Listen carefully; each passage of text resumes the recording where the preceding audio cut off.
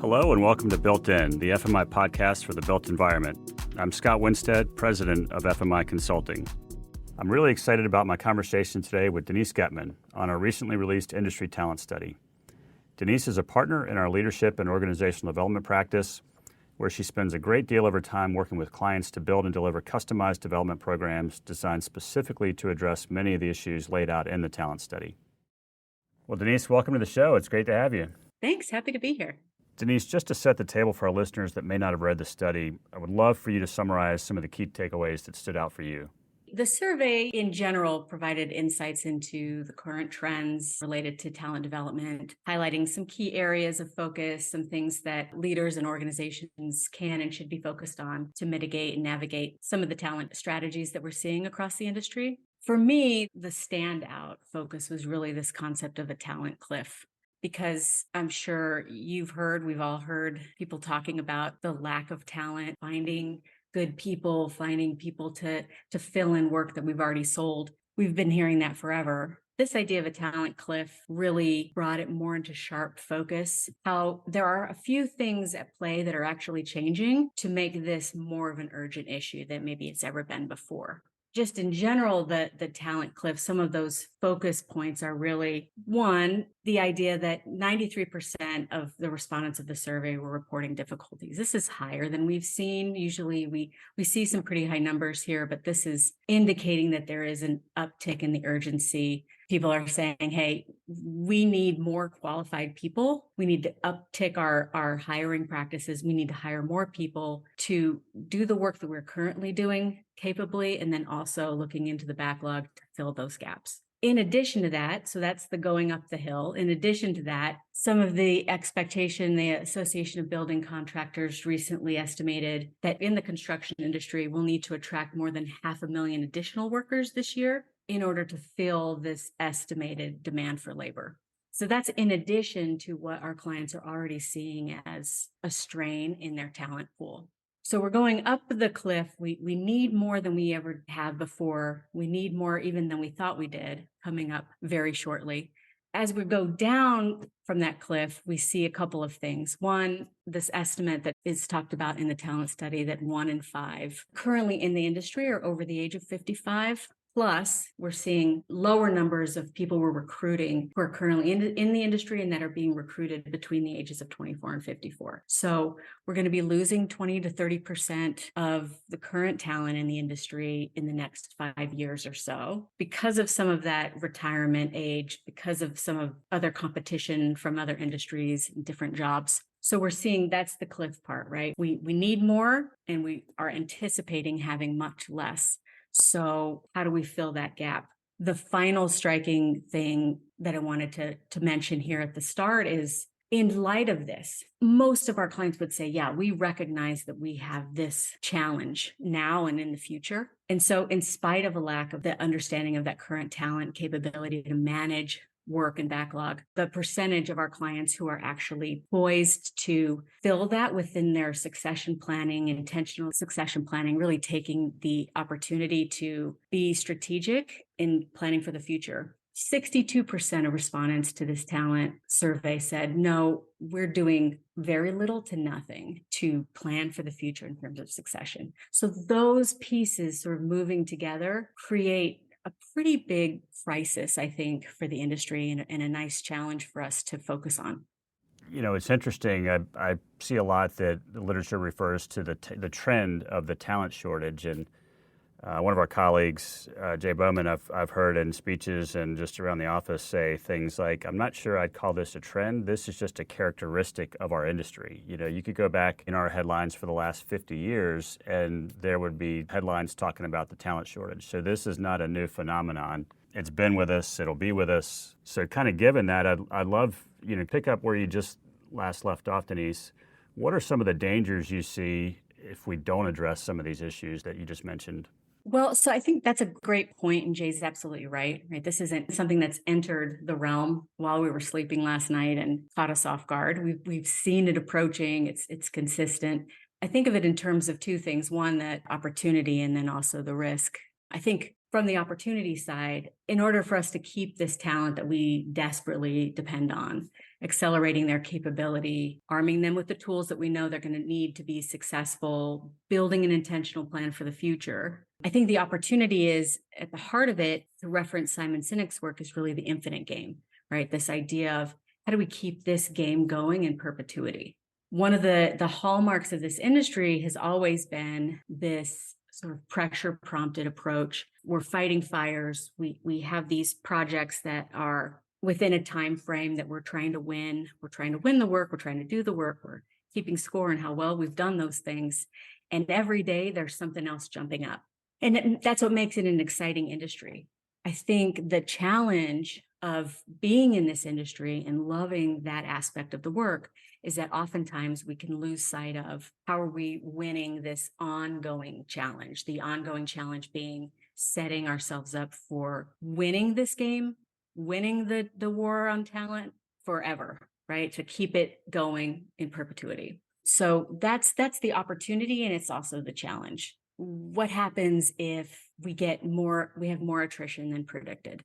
So the anticipated attrition, that's across the industry. That's best in class contractors. That's very sophisticated organizations. That's organizations that do a lot of planning for the future, also including industries or companies that don't do anything or are maybe doing some piecemeal things here and there.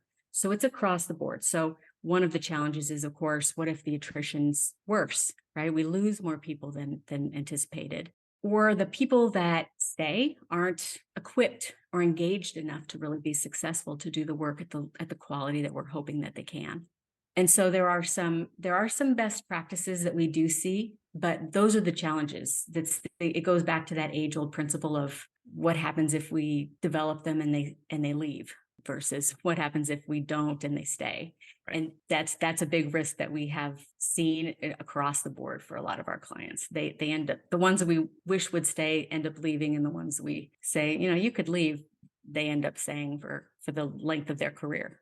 I'm smiling as you were mentioning that, and as you talk about the succession and the lack of readiness, I'm reminded of two themes I've heard over the years that I found to be mostly true. And one is, the constant is that time marches on, no matter what, right? The clock is ticking, and at some point, the founder, the current leaders are going to age out of their current roles, and then what?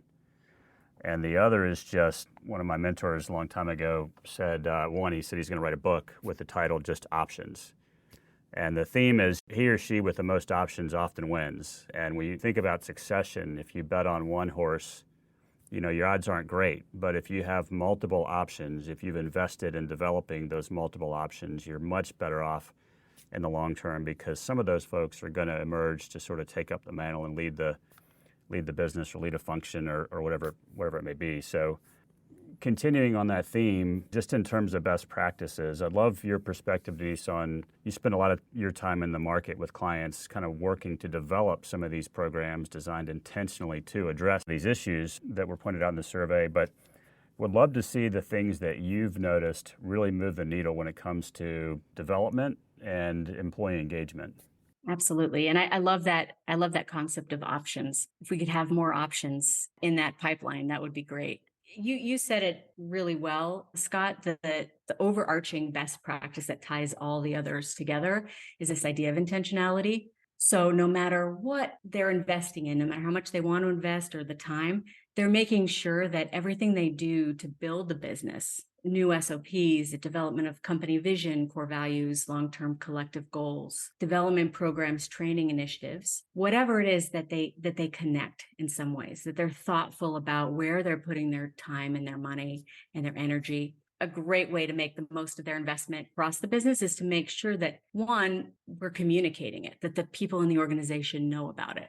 I don't know how many times we've heard that from presidents, from C-suite executives, from HR directors saying, yeah, we're doing all of these things. And so I don't know why it's coming up on the surveys that we don't offer any of these things.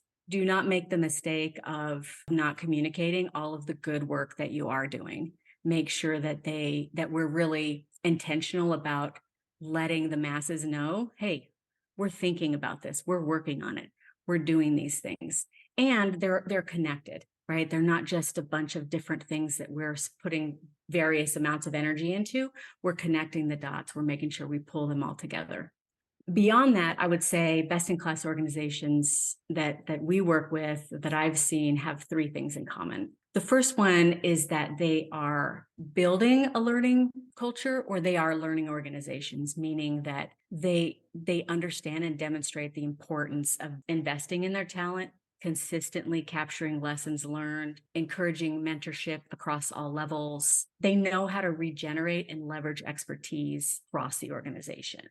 So this is one of the best things they can do, because they're consistently building that, what we would call G3 leadership. We're not just investing in the next generation, we're investing in their next generation. We're really thoughtful about saying, hey, in addition to building these skills for you, we want to encourage you to start building the skills that you'll need to build the skills in the next generation. That's how long-running, best-in-class organizations really think about development across the full lifespan of a company. The second thing that we see best-in-class organizations do is they plan for that future succession. So just as I mentioned, it's not just at the senior most. It's not just, oh, I started this company and I'm thinking to leave in 3 years. We estimate it should take 7 to 10 years of planning to really do succession right. And while you're at it, start thinking about this pool. You mentioned options, Scott, this pool of people that you're developing. Only one of them or a couple of them are actually going to be able to ascend to that level. So build them together, create what we would call a cohort, a cohesive group amongst them, bring in some of the people that they'll need to develop to fill in their roles, and so on and so forth. Being really intentional about succession planning. What does this look like for the long term? Start now. I would say it will take longer than you think it does. And organizations that do this have a huge step forward, especially when times of turbulence arrive and seem to be always at our doorstep lately. The third piece of that is really this idea of engagement and connectivity. So you probably have heard about engagement. The talent survey mentions engagement. It seems like more and more we're talking about this idea of engagement. Why? Because it's one of the most powerful levers for all kinds of performance metrics. Hard-edged performance metrics like safety, performance, retention, profitability. I know that's something that people sit up and notice. Engagement has been tied to all of those things. And it's one of the few things when we talk about learning and development that we can really measure, right? We could say, hey, how engaged are the people in this organization? How engaged is this team? Wherever we want to focus, we put some time and intentionality around developing, and then we assess again. We say, what moves the needle here? What are the things that are really helping us attract and retain the types of talent that we need and will need in the future? And one of the most powerful mechanisms for increasing engagement that we found has been the idea of building these cohorts or groups across the organization. Deep relationships, organic and authentic relationships across the organization, whether it be in the leaders that you're developing to move up into the C-suite, or the ones that are going to fill their roles, or so on and so forth in succession, to, hey, how do we put more intentionality around building field and office communication and relationships? Anything that we see as a challenge or an opportunity across the organization, we've seen tremendous value in connecting those groups together, putting them together, developing them together, and then watching their engagement and natural mentorship together really rise. Of the three things you mentioned, your comment about the best-in-class firms really figure out how to regenerate and leverage expertise, it seems like the cohort program, depending on the composition of the program and who's involved, is a great way to do that. You know, how do you take some of these senior folks that are going to be moving on the next several years or so, and how do you put them together in a cohort of folks that need to soak up all that expertise that might not otherwise get the opportunity? Absolutely. And it might harken back to thinking about mentorship programs, which we hear a lot about. The benefit of a mentorship program is, hey, I mean, it seems to solve so many things, and we do it in-house. We create a matrix or some sort of mechanism for pairing senior leaders with more next generation or junior talent, and we push them together and we say, go and teach the juniors all the things that you know, and juniors enjoy the opportunity to build and develop yourself, and look at how great we are. We do this. In theory, it is wonderful. In practice, mentorship programs are really a challenge. They tend to either be too complex. There's so many moving parts and pieces. What do we really need to develop? How should we pair people together? How do we make sure that they're meeting regularly? How do we track what they're doing and what they're saying? All the way down to the other side of it, which is when they're too organic. We just assume that people will meet up. We assume that they're going to be on the right track, that they're matched up appropriately. And we assume that those senior mentors have the capability to really pass along their expertise in a way that the next generation can pick it up and learn about it. It's just very hit or miss. And so oftentimes we see those types of programs or projects really fall through the cracks, either because they're too complex for us to keep it going and they just require too much manpower, or they're just hit or miss and eventually they fall off. A cohort program allows for this type of natural mentorship where people get to know each other. They spend time together. They have a deeper understanding about the challenges and the aspirations of one another. And they naturally fall into a place of, hey, you're actually pretty nice to talk to. You're interesting. You have a lot of cool expertise. Would you mind having coffee? Let's meet up. Sharing that kind of more authentic connection has been shown to not just develop higher levels of engagement, but actually to start that flywheel of development in an organization where people are naturally drawn together. If I have an issue, if I have a challenge, I have a deeper connection with these people here, and I have resources now to reach out to instead of becoming frustrated or just trying to figure it out, or relying on my manager, who may be a great manager and may not be. So now we just have, in your words, Scott, more options. Yeah, it's interesting. The first thing that came to mind was this theory of reciprocity, right? I'm assuming that if somebody has been mentored and has had a positive mentor-mentee relationship, that they're more likely to pay it forward. So when they are in a senior role, that they're more likely to take the time in investing in others if they've had that experience personally. Have you found that to be true? It's such a good point. Yeah, absolutely. And the idea, again, goes back to let's communicate about it, let's share what we're doing, but also help them to see that this opportunity is an opportunity for them to continue their own development. DDI put out a global leadership forecast report a few months ago, and it stated 93% of employees stated that they would stay with their employer if their employer invested in their development. If we're providing opportunities for them to be developed in this more formal program, but also to continue their development through the connections they make through those programs, that's something, again, that we should be communicating and celebrating, because we want them to see, hey, we put you in the place to develop these deep relationships because we're investing in your development.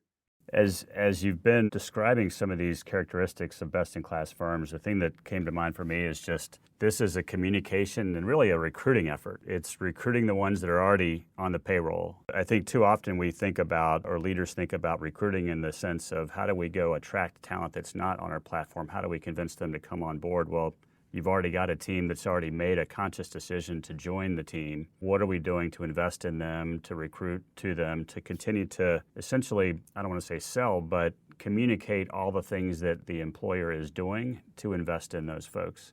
Denise, just shifting gears, I'd love to get your take on the question we often get from clients is, okay, well, if we invest these dollars or these resources here, what's the return we could expect to get on that investment? Yeah, it's a great question. Oftentimes we do hear people focusing on, where do we get these people? Where are they? Should we go to these schools? Should we go to these job fairs? How are we poaching people, right? What are all those mechanisms for getting out there and luring people to the organization? You have people at your organization right now who I promise you are being underutilized. So The first thing I usually have clients do is to think about what are the real levers in your project cycle from office to field, wherever it is, that are really your profit pockets? What are the places where you're saying, we need people in these roles to really show up? Now, ideally, that's everywhere, right? But where are the ones that really makes a big difference? And then focusing on those roles to say which person or people, if they left tomorrow, would leave a hole bigger than the size of the role itself, right? Who are those culture carriers? Who are the ones who really have a followership regardless of what their role is? What are those roles? Well, who are those people who we really cannot lose? Think about those people and then think about the cost of replacing those people. How much would it cost to find someone with that capability, with that followership, or that really brings the culture to the forefront, reinforces the things that we want reinforced, does the work at a high level? What's the cost of finding and training up somebody? So usually organizations who are really thoughtful about how they're measuring their ROI, they have a number in mind for the average number at any level of the organization that it costs to attract and retain somebody. So that's one way to think about, okay, what should be the cost of really developing or moving the needle in some of these areas? We have a client I've been working with for a really long time. They're a mid-sized GCCM, focusing most of their work in the Northeast. They regularly track their programs based on retention. And like most organizations, they have seen an uptick in attrition since the pandemic.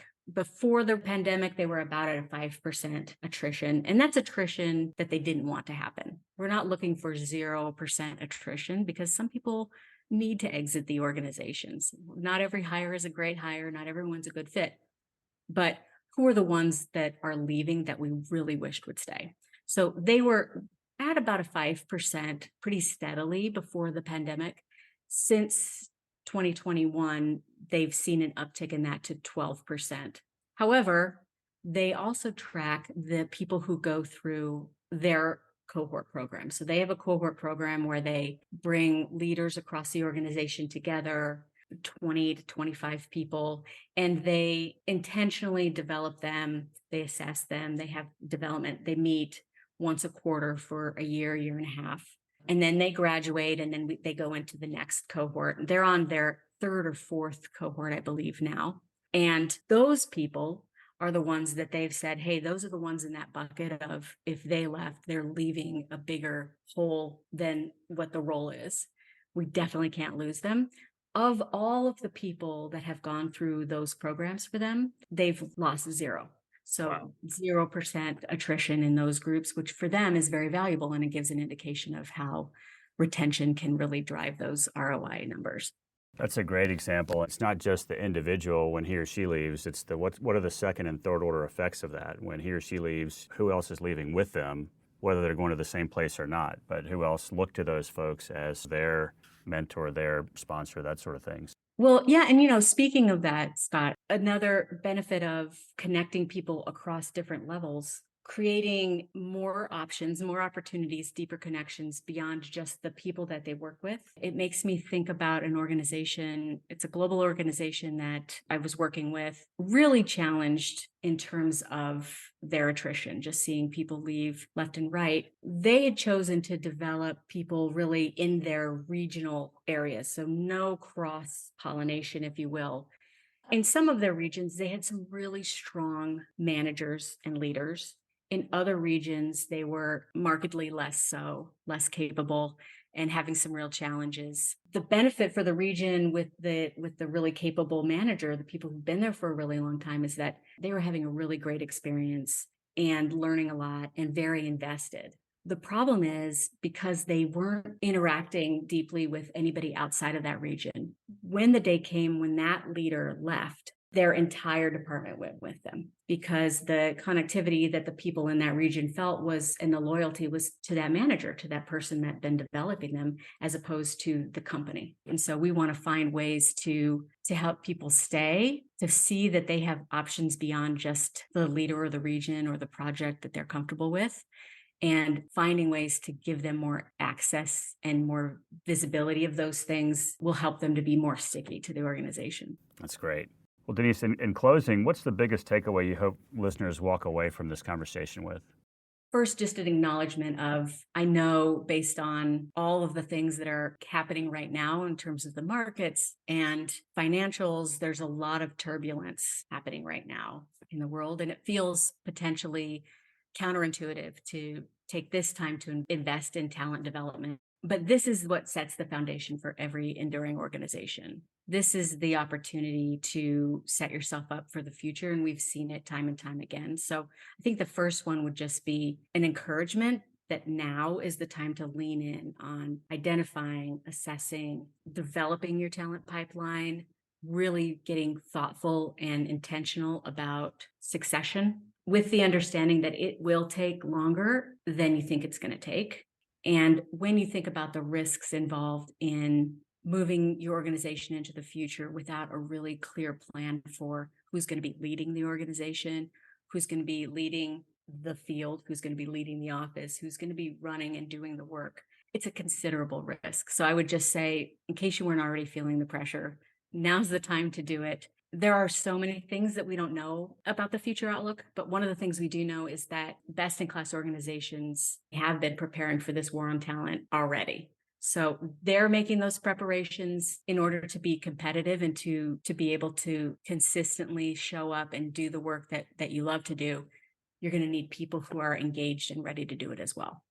You know, the same mentor that talked to me about options and the importance of options also made an observation that I've also found to be true over time, and that's that his experience is the best firms, the best performing firms are those that view themselves as a going concern, meaning we're going to be here tomorrow, next year, 5 years, 10 years from now. There'll be economic cycles in between, but we're going to be here and we're going to invest accordingly, versus where I think many industry firms that we've run into view themselves as a collection of projects, which is very easy to do in a construction environment, right? Because it is a business of projects. But it's a mindset shift. One's a growth mindset, one's a scarcity mindset. We don't know when the next project's going to come down the pike, so we can't invest in this, we can't do that. We certainly saw that with the Great Recession. One of the first P&L items to get cut was training and education and recruiting and all those sorts of things. So I think it's a good reminder as folks head into this, next cycle, whenever that does finally get here, in terms of just how leaders may think about this time around differently than they did last time.